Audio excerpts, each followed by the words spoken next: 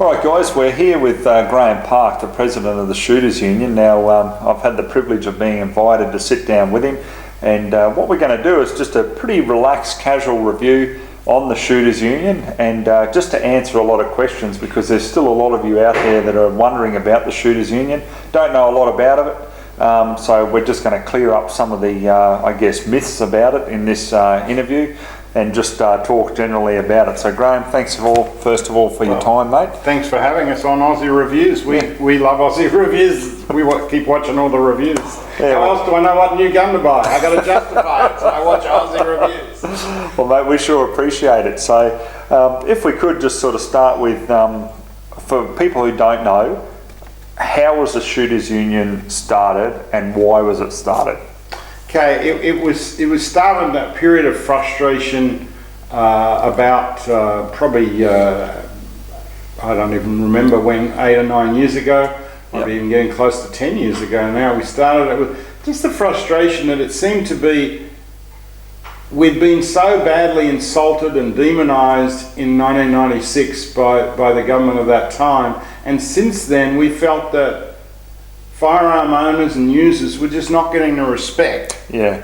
And we go through a lot of licensing, law-abiding, legitimate users of firearms, be they occupational or sport or whatever, go through a lot of hoops, legally and everything else. Any other field where you went through so much training, so much licensing, you'd be treated with respect. Yeah. And shooters aren't and weren't, and we got pretty mad about that. Yeah. And so a group of us, notably a lady named Jan Lindsay, who's a world champion female silhouette shooter, or participated, represented Australia a number of times in silhouette shooting. She got a group of us together and formed Shooters Union, and we first formed it in Queensland, and now we have Shooters Union Australia, and we also have separate branches in New South Wales. So there's a Shooters Union New South Wales, a Shooters Union West Australia, and the Shooters Union Australia represents people in other states. In Queensland, it's also an approved club. For your license and everything else. Okay, so is it just in Queensland that it's an approved club at this stage? No, New South Wales, it's also an approved club, and West Australia under their hunting rules. Okay. We actually have 2 branches in West Australia. One's under the hunting rules and one isn't. Their laws are quite different. But essentially in those 3 places, we can be a reason for people to gain a license. And specifically in Queensland, we're a reason for Category A, Category B and Category H firearms. To use them, and I believe that's the same in New South Wales. In Western Australia, it's only A and B. Okay, so for example, if someone, like there's a lot of people that I know, for example, in the hunting fields who have no interest to go to a range, for example, none whatsoever. So for people like that, I'd imagine that would be quite an attraction. That's our biggest, if we took our membership and broke it down, our biggest group is that hunting/recreational shooter, but the hunting is a big part of our membership, and in fact Queensland residents can get a Category R New South Wales hunting licence by being a member of Shooters Union Queensland. And obviously New South Wales ones can as well, but because there's a lot of people in Queensland do hunt across the border in New South Wales, and they can do that on public lands. They have to do some extra things other than just membership. Okay, so what about for people who are watching this at home, what would be the benefits of someone new into shooting, or someone who's been into shooting for a little while? What would be the benefits of them becoming a member of the Shooters Union? I'd say the biggest benefits to me is that we are out there every day standing up for legitimate users and owners of firearms. And that's the biggest thing. We're a voice for legitimate users of firearms. Be they farmers, be they in the security or the police, be they in the sporting field. We don't mind if it's occupational, whatever, and that I guess differentiates us a bit from the sporting groups who do a great job, but they're specific on their sporting disciplines. We're not. We basically support any legitimate use of of firearms. Yep. And so our job is to go to bat for firearm users politically, in the media, any way we can. But I guess the biggest benefits a lot of our members see is they see it's very inexpensive at $30 a year to join. They get $10 million worth of liability insurance. So if they're out hunting and God forbid, had some sort of accident where either they've injured an animal on a property owner's place or even a person, there's $10 million worth of liability insurance and the same at a range. If they're arranging something, that $10 million are there. If they're engaged in legal activities, they've got $10 million worth of liability. It's also a legal reason to have your license. So it's your genuine reason. It's your genuine reason for the government. And the other thing, I guess, is you get regular updates and things like that. And if you've got a problem, we have an office that you can call and get assistance with different things. So if someone, because from my understanding, from what I've seen, you guys are trying to kick off at the moment with funding to get a range put in down in New South Wales.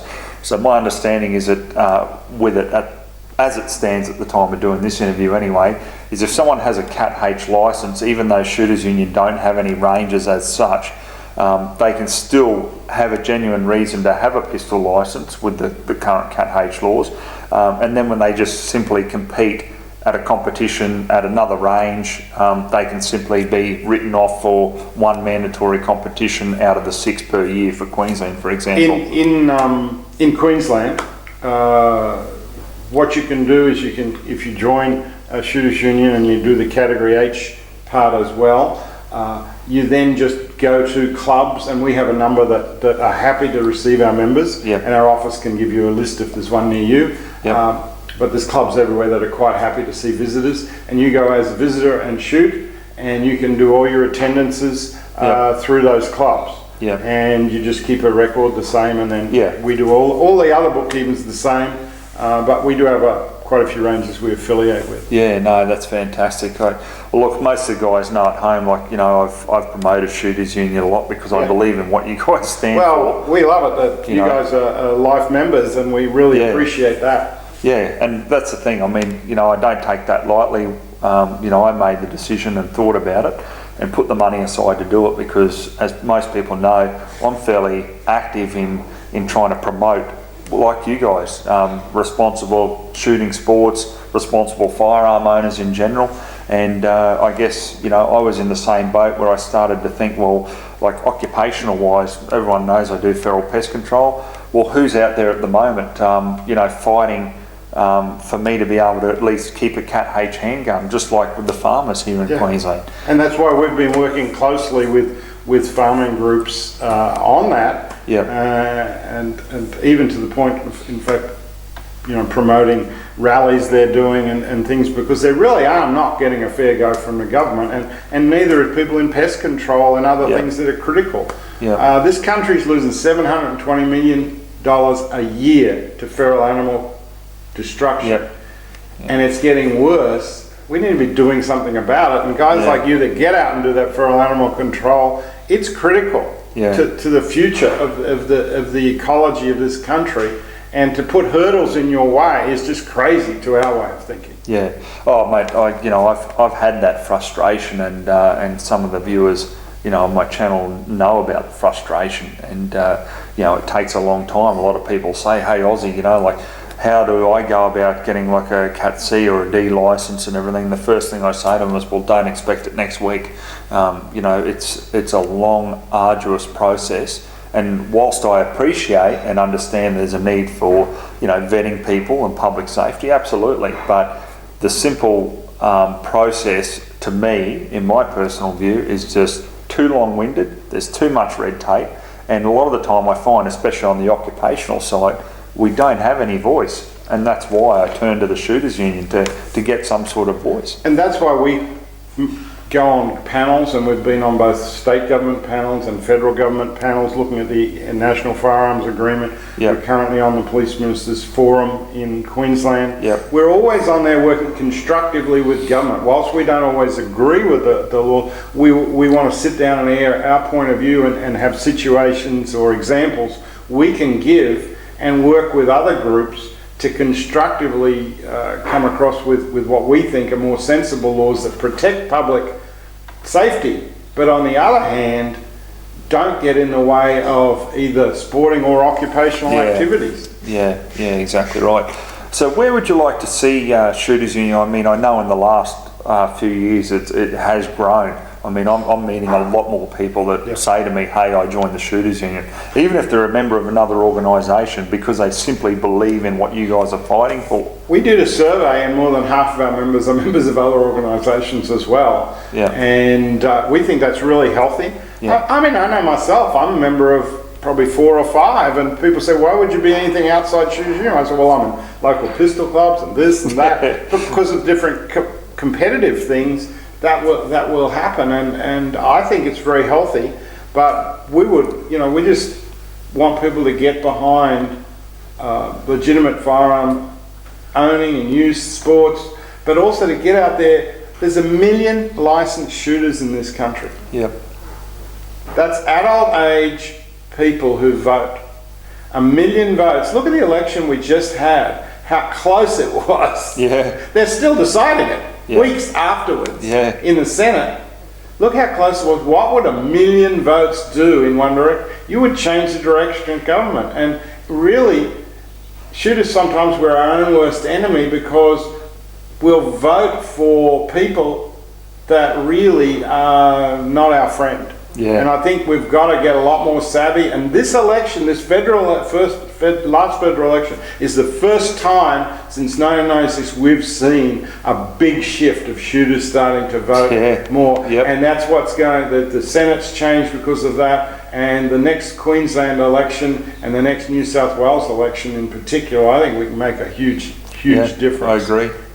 In a positive way by supporting positive candidates that support sensible, common sense firearm laws. I know a lot of people. I mean, I looked at the Senate results. I mean, even as the time of doing this review, it's still not fully been counted.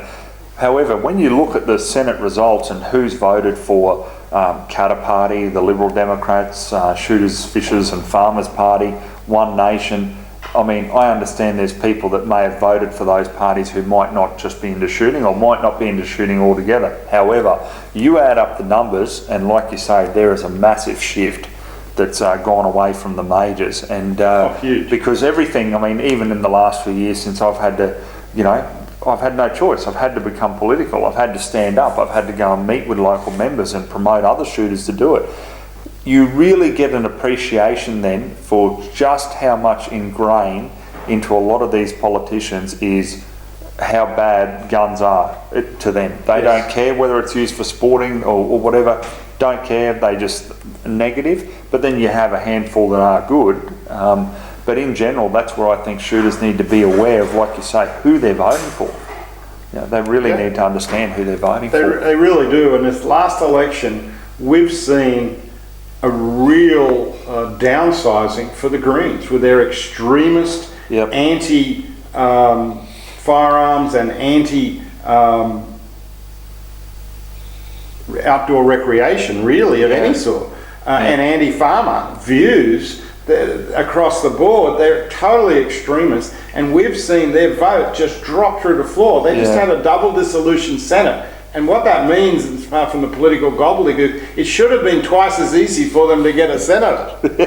And they've got less. And yet groups like One Nation or Liberal Democrats or Shooters and Fishers have done better. And what that's showing is that tide is turning. There's a lot of people that might not just be on the firearms, but there's a lot of related issues that people are sick of extremist views like that. I mean, I've said to a number of people that really a lot of shooters are the biggest conservationists you'll come up against, because they're not out there wanting to kill native wildlife. They're out there trying to eradicate feral pests so that the native wildlife have a chance of actually growing back and breeding in numbers and putting that balance and harmony back. So, I mean, I personally think, and you know, I may be a bit optimistic, but I'm really confident in the future of what it has in whole for shooters here in Australia, because what we've seen with the secrecy with the whole National Firearms Agreement, for example, I think really that's got a lot of shooters up off the couch who Yes. historically thought, oh no, we'll be right, they'll never take what we've got. And then they've seen all these proposals and so forth for lever action firearms, and not just shotguns. It was not just shotguns, we Yeah. saw that on paper. Yeah. So, you know, and this is the sort of thing that I think a lot of shooters had a wake-up call Yes. with. So, Graham, what would you like to tell people who are watching this, you know, with Shooters Union, where would you like to see it grow and develop to, and where would you like to see it eventuate, you know, in years to come? Well, our goal is to get as large as we can, obviously, but we have had an informal goal that within 10 years we'd like to see Australia-wide 100,000 members. And we doubled our membership in the last 12 months. Yep. And a lot of that had to do with that NFA that you were talking about. Yeah. Because of that secrecy, because of the silliness surrounding an old design like a lever-action shotgun. Yeah. Hello, you know, an 1887 design that we're talking about as new technology. I mean, you know, if it wasn't so funny, it'd be... If it wasn't so serious, it'd be funny. You know? Exactly. But we want to see that grow, not for the sake of Shooters Union. We don't really, of course we have that as a goal. What we really want to see, our goal is just to see improved firearm laws. Yep. And sensible that cater to people either sporting or occupational in a sensible manner, that we have good vetting so we don't have idiots, you know, out there. Yeah. We don't want that because that hurts all shooters. Yeah. But get rid of some of the ridiculous things. We'd like to see them get rid of the registration of category A and B firearms at least. Yep. Immediately. It's been proven over and over overseas not to work. Canada and New Zealand both dropped it. Yep. And they're the closest cultural countries to us. Yeah. Yep. Shooting wise, everyone always talks about the evil America with all the guns. You know, well, it's a very different culture. Whereas Canada and New Zealand are much closer, actually. Yeah. New Zealand especially. Why did those countries get rid of things like? Because it's so expensive and it takes away from policing. And what we want to do is focus the laws on punishing people who commit crimes with firearms. We believe steal a gun, go to jail. Yeah. Why is it that around this country we cannot find a politician that wants to stand up and support steal a gun, go to jail? Yeah. And yet they turn around and they beat us shooters over the head and say, oh, all these illegal guns come from being stolen, which is not true. Yeah. I was in the Senate inquiry speaking out and working with it, and it's like 2% of guns that end up used in crime come from being stolen. It's tiny. But if you look how we're beaten over the head in the media, and especially by the extremist groups like Gun Control Australia or the Greens about gun theft, well, guess what? I agree. We should punish people that steal guns. What's wrong with that? Yeah. So why doesn't any political party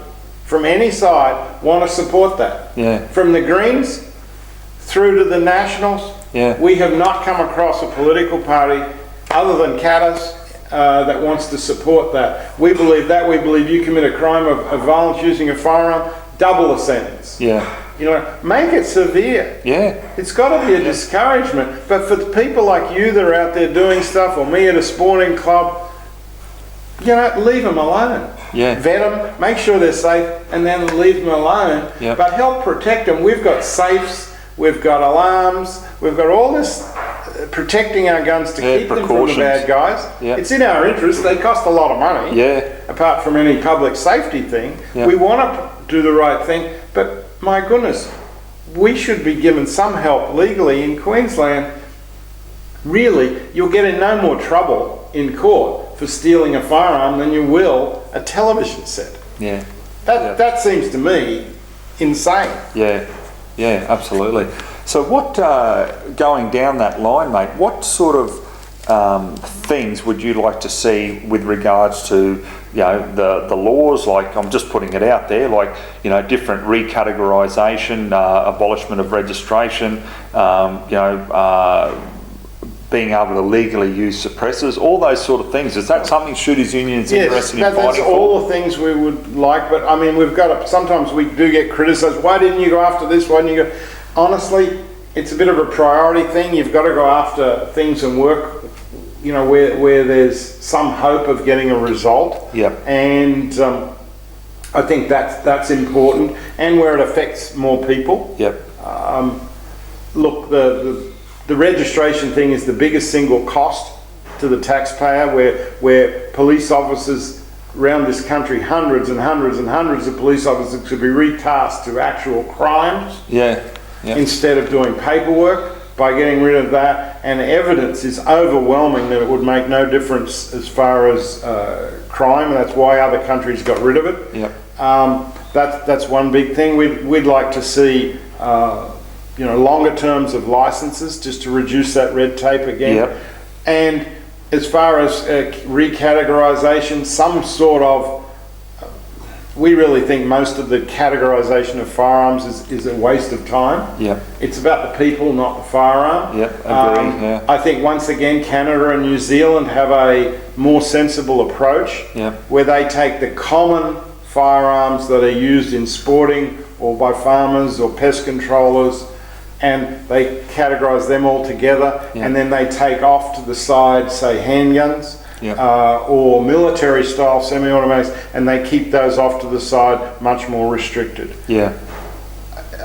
That's I think would be a more cost effective and more public health benefit effective to this country. Yeah. So we'll work with anyone on those type of issues. Things like suppressors, I know people keep bringing it up. Look, nearly all of Western Europe, you don't need to have a license for them. Yeah. They're just like buying a hammer. Yep. In fact, in the Scandinavian countries, many of those, you have to use them at many of the ranges. Yep. New Zealand, there's no restriction on them. Yep. The United States restricts them and they license them. They're more heavily restricted than Europe or somewhere else, which surprises a lot of people with the US, but it's true. Canada is pretty restrictive on them, somewhat similar to the US, maybe even a bit stricter. So there's varying regimes, but once again, there's no evidence that it makes any difference because they don't actually silence things. Yeah, exactly. They make them quieter. For those, since mostly shooters watching this, if you put a suppressor on like a 223, it'll probably be about as noisy as a 22 Magnum. When you're done. So it's really becomes a workplace safety issue, especially for pest controllers and maybe farmers. And it also, as farms get more built up, it's a issue with just disturbing people. You're not disturbing people when they're out doing pest control. So I would like to see sensible nature's things around that. New South Wales does seem to have taken a step in that direction recently. Well, it is very frustrating. I mean, even for me, I've got other colleagues who work in pest control in New South Wales and they can use them. Now, I don't even have the option here in Queensland. And it's frustrating because, I've had clients before want me to do pest control on their property where, I'm looking at using a 223 or something like that. And I can't because of just simply when you go, you first have a look and survey the land and you see different neighbours around and you just think, look, this isn't going to work. It's just not going to work. So this sort of thing, is a problem in my view anyway, and we need someone who's speaking out about those sort of things. So look, mate, overall, I personally, as most people know, obviously, being a life member of the Shooters Union, I joined it because I wanted representation. I'm constantly receiving email updates from you guys with what's going on and painting the picture with what we need to know as shooters and what we can also do as well. So, personally, I'd like to thank Shooters Union and yourself for that. And I'd like to encourage people who are watching this, if you have any questions, you want to know anything more, they can log on to the website, obviously. Shooters Union Queensland. shootersunion.com.au. Okay. So shootersunion.com.au.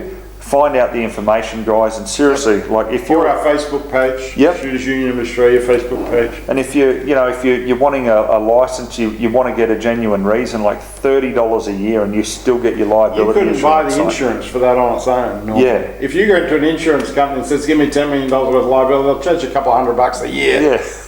On your own. So Yeah. it's like, it's the deal of the century. One thing I'd like to say in closing is people don't realise Shooters Union, it's a bunch of volunteers. We don't have, yes, we've got a couple of people who, in the office that will get a little bit Yeah. of money because we need them there all the time. Yeah. But generally, and they do an incredible job, but generally speaking, it's volunteers, and it's really run on a shoestring. Yeah. And most of the money we get in gets spent then on media. We work with top media agencies and firms, so we can get the message back Yep. out into the mainstream media that shooting is normal everyday sport for families, and it's occupational, and Yeah. it's just another tool of trade, and that, it's Yeah, quite normal, which absolutely. it is. 1 million people licensed around the country. It's pretty normal. Yeah, that's right, absolutely.